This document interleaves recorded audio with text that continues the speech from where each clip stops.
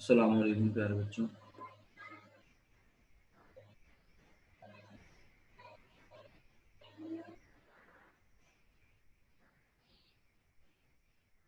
हो सकता है कि जो हमारा पहला ये सेशन हो, ये सेशन आपसे क्वेश्चन आंसर्स में शायद गुजर जाए। मेरी कोशिश तो यही है कि जल्द से जल्द मैं इसको ख़त्म करूं और हम जो है नए क्वेश्चन की जानिब जाएं परपीचुअल। लेकिन उससे पहले परपीचुअल के क्वेश्चंस में जो प्रॉब्लम आप फेस कर रहे हैं, खुदा ना खास्ता, हम चाहते हैं उस प्रॉब्लम को हम सॉल्व कर लें किसी तरह।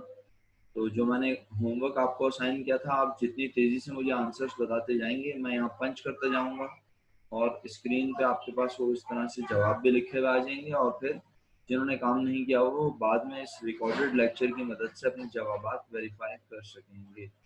ठीक है? तो मेरे प्यारे बच्चों, सबसे पहले क्वेश्चन नंबर 13 स्क्रीन पे आपके सामने है। पहले मेरे ख्याल है फॉर्मेट के इन क्वेश्चंस के आंसर्स वेरीफाई कर लेते हैं। ये वेरीफाई करने के बाद फिर 5 ईयर के क्वेश्चंस थोड़े से देख लेंगे। मैंने आपको ईयर लिख के भेजे थे 5 ईयर के। ओके, तो बस उन ईयर्स को भी वेरीफाई करेंगे। उसके अलावा अगर आप में से किसी ने एक्स्ट्रा काम किया है तो मैं उसे भी एंटरटेन करूंगा इंशाल्लाह। इस सेशन का मकसद यही है कि आपकी प्रॉब्लम्स को सॉल्व किया जाए। वो जो छोटी छोटी प्रॉब्लम्स आपको आती हैं और उसकी वजह से आप सब कंफ्यूज होते हैं, तो बहरहाल बोलने को तो उसके अलावा भी कुछ है मेरे पास, लेकिन मैं अभी चाह नहीं रहा वो बोलना। बस समरी ये कि अपने काम को, उस तमाम जो मैं कहना चाहता हूँ उसकी समरी है, अपने काम को अगर आप खुद करोगे ना प्यारे बच्चों, एक दूसरे से डिस्कस किए बगैर, तो फिर अगर गलती आ भी रही है तो कोई बात नहीं। मैं कभी भी, आपको पता है यार, मैं आपको काम ना करने पे कौन सा फांसियां दे देता हूँ। आप काम नहीं भी करते किसी मजबूरी की बिना पे, तो भी तो मैं आपको कहता हूँ ठीक है चलें कोई बात नहीं, कर लीजिएगा।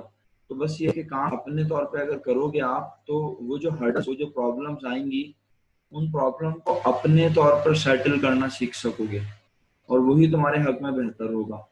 ये मेरे कहने का सेंट्रल आइडिया है। अगर तुम समझ रहे हो, नहीं समझ रहे हो तो कोई मसला नहीं है। मैं सबको कह रहा हूँ, ये मैं किसी इंडिविजुअल एक स्टूडेंट को नहीं कह रहा, क्योंकि एक नहीं, दो नहीं, तीन नहीं, बहुत सारे स्टूडेंट्स क्वेश्चन पूछ रहे थे। सही है, चलो एक दो होते ना तो मैं उनको इंडिविजुअली कह देता।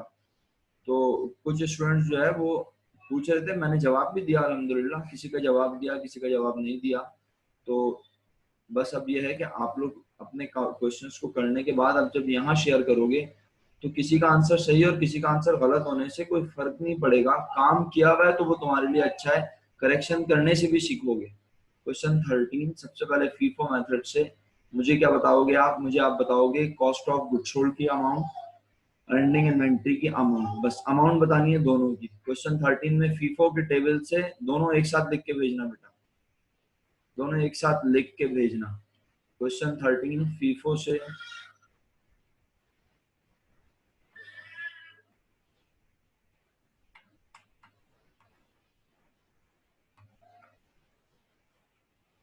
चलो जी यहाँ पे ले आते हैं।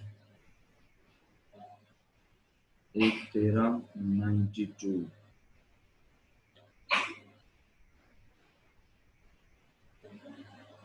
1,13,000 ending inventory cost, 1,13,000 ending inventory. क्या लिखा है समझ नहीं आ रहा। 92,000 कॉस्ट ऑफ गुड सोल्ड, 1,13,000 कौन है फिर?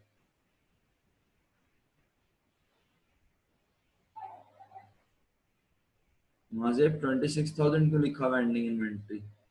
अच्छा, माजिद ने भी लिखी हुई है, नाइश ने भी लिखी हुई है। 92,000 कॉस्ट ऑफ गुड सोल्ड है सबके पास।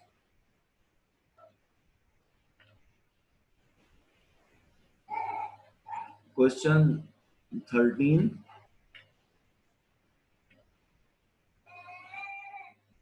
क्वेश्चन 13 और ये जनाब आ गया फीफो। मैं टेबल वेबल नहीं बना रहा हूँ, बेफिक्र है, इतना टाइम ना आपके पास है ना मेरे पास। हम तो जल्दी जल्दी किसी तरह जवाबात को वेरीफाई करना चाहते हैं। तो cost of good sold, total purchase थोड़ी बतानी थी मुझे, टोटल परचेज मैंने पूछी नहीं थी। तो जिन्होंने टोटल परचेज लिख के भेजी है बहुत ही ढक्कन है भाई। हमने परचेज जब पूछी नहीं तो आप परचेज बता क्यों रहे हैं मुझे? आप ये बहुत सारे लोगों ने मुझे 1,13,000 लिख के भेजा है। तो जरा 1,13,000 की बताइए, 1,13,000 किसने पूछा है आप लोगों से? मुझे आप खुद भी कंफ्यूज हो रहे हैं, मुझे भी कंफ्यूज कर रहे हैं। मेरे सामने कोई सॉल्यूशन थोड़ी रखा होता है। 26,000 एंडिंग इन्वेंट्री है। टोटल परचेजेस मैंने पूछी नहीं है मेरे भाई, मैंने सिर्फ आपसे पूछा है।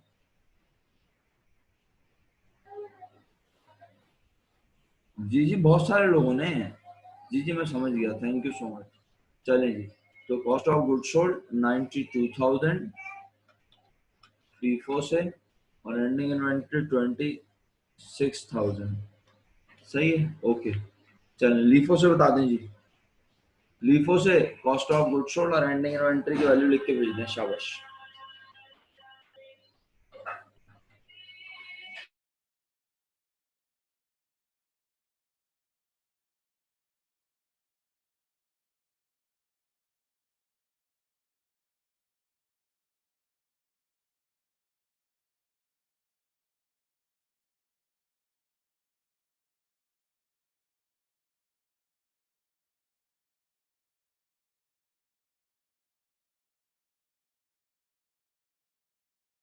सर आप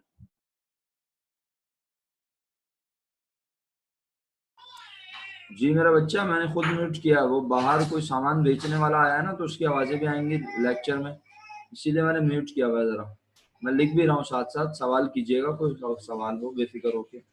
आपकी आवाज आ रही है मुझे।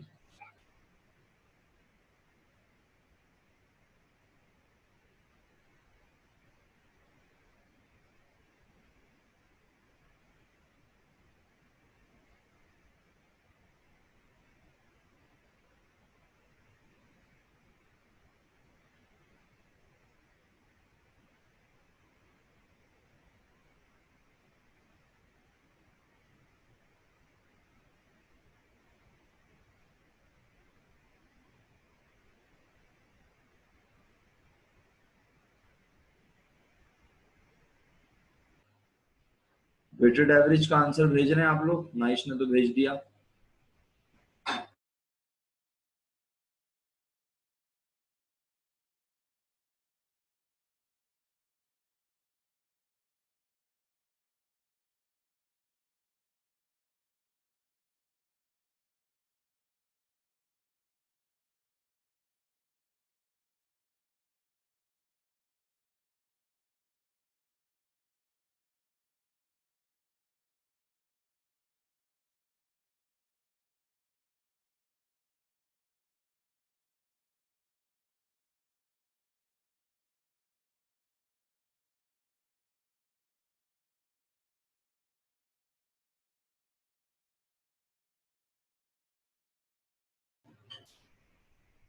पूरी क्लास से रिक्वेस्ट है, क्योंकि जवाबात में थोड़ा बहुत डिफरेंस आ रहा है, तो बगैर परेशान हुए मुझे ये बता दीजिए कि आप लोगों ने जो बिल्कुल एंड पर लिखा हुआ है कॉस्ट ऑफ गुड सोल्ड की अमाउंट,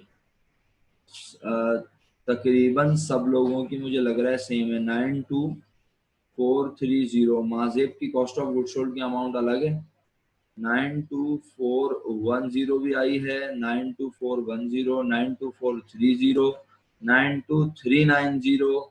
अच्छा जी, तो पूरा सवाल तो करवाना नामुमकिन है। हाँ ये कर सकता हूँ कि मैं आपसे स्टेप बाय स्टेप पूछता जाता हूँ, क्वेश्चन सामने रख के, और देख लेते हैं जी क्या हाल अहवाल है। चलें जी, अब आप मुझे जो मैं पूछूंगा वो जवाब लिख के भेजिएगा, तो हमारा फाइनल आंसर वेरीफाई हो जाएगा। वैसे याद रखिएगा, पेपर के हवाले से आप सबको बता रहा हूँ, पेपर के हवाले से डरने की बिल्कुल जरूरत नहीं है। ये 10, 20, 30, 40 रुपए का डिफरेंस आपको कुछ नहीं बिगाड़ सकता। लेकिन कहते हैं ना कि आइडियल काम जो होता है वो हमेशा बेस्ट होता है। तो अगर आप आइडियल काम करोगे, स्टैंडर्ड काम करोगे जो कि करना चाहिए, तो वो सबसे बेहतर होगा। लेकिन आप अगर नहीं कर पा रहे, तो मैं तो अपने तौर पर पूरा बता रहा हूँ, और मैंने ये बताया भी 2, 4, 6 बच्चों को, और आप पूरी क्लास को बता देता हूँ ये बात, क्योंकि मैंने कहा ना कुछ बच्चे मैसेज कर करके पूछ रहे थे कि सर माइनस कब करना है और मल्टीप्लाई कब करना है। तो भैया आप मल्टीप्लाई ना ही करें, आपके बस की बात नहीं है, आप माइनस करके लिख दिया करें। समझे? नहीं समझे तो फिर दोबारा बोल देता हूँ, रट्टा लगा लें सीधा सीधा। आप कॉस्ट ऑफ गुड सोल्ड के कॉलम में जब यूनिट्स लिखते हैं और रेट लिखते हैं उसे मल्टीप्लाई करके लिख दिया करें, और एंडिंग इन्वेंट्री के जवाब को यानी बैलेंस के जवाब को हमेशा माइनस करके लिखा करें, चाहे राउंड किया हो या ना किया हो, इससे कोई फर्क नहीं पड़ता। सही है? ये अपनी प्रैक्टिस बना लें आप, क्योंकि अब आपको ये समझ में नहीं आ रहा कि कब माइनस करते हैं और कब मल्टीप्लाई। तो मैं इतनी छोटी छोटी चीजों को जो कि हमारे क्लास 6, 7, 8 में पढ़ाई जाती हैं वो मैं एक एक करके नहीं बता सकता। तो आपको बड़े अदब से कह रहा हूँ कि आप क्या करें, कॉस्ट ऑफ गुड सोल्ड के कॉलम में लिखते हुए, यानी आपके सामने कॉलम ले आता हूँ, चलें और अच्छे हो जाएंगे, आप स्ट्रॉन्ग हो जाएंगे। ये जनाब वेटेड एवरेज, ये है हमारे पास वेटेड एवरेज का है, वेटेड एवरेज वाला टाइम किया था। जी कुछ कहना चाह रहे हैं आप? सर जी बेटा जी। सर अगर पॉइंट में वैल्यू नहीं होगी तो मल्टीप्लाई भी कर सकते हैं? नहीं, आप कुछ भी नहीं करना, मल्टीप्लाई नहीं करना, बस हमने, अब हमें गुस्सा आ गया, अब आप मल्टीप्लाई मल्टीप्लाई पे लानत दीजिए, हमने बस बोल दिया, क्योंकि यहाँ मैथमेटिशियन, किसी को मैथमेटिशियन क्यों बनाऊं मैं? आप लोग अकाउंटेंट बनना चाहते हैं, आप अकाउंटेंट ही बने, मैथमेटिशियन ना बने। मैं सिखा रहा हूं कब मल्टीप्लाई करते हैं, कब जो है वो माइनस करते हैं। तो इसके ऊपर भी एक मुश्किल हो गई, लोग परेशान हो गए, एक दूसरे से बहस में पड़ गए, बोला नहीं मल्टीप्लाई करना है, नहीं डिवाइड करना है, नहीं माइनस करना है। तो अपनी जिंदगी को आसान है, मुश्किल है, मुश्किल है, तो जैसे मैं आपने इसे कौन करना है, आपको करना है, उसमें कठिन है, उसमें करेंगे, जहां पर आप ऑलरेडी है, लेकिन आप